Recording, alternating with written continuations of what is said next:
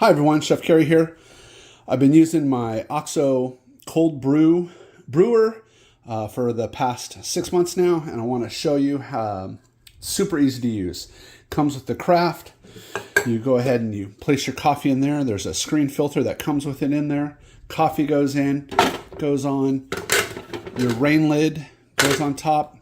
Water goes in there. You let it sit 12 to 18 hours. When you're ready to go, craft goes underneath. That goes ahead and releases it. When it's all finished up, that comes up, shuts it off so you don't get drips everywhere. Craft comes out, comes with a nice lid that seals. Boom. Your cold brew is ready for the refrigerator. This is easy to dump and wash. It's all nice, hard plastic, easy to clean. Enjoy.